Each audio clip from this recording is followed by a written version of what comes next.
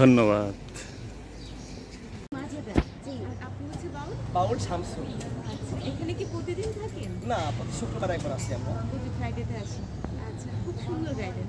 আর এটা হচ্ছে আপনার এই জঙ্গলের নাম কি? বাংলা দোতারা, বাংলার মন্দিরা। মন্দিরা জুড়িও বলে।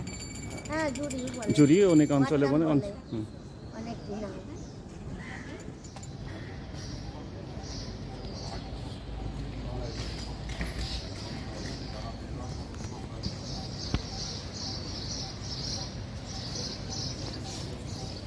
এটা হচ্ছে শহীদ ডক্টর ফজলুর রাব্বি পার্ক।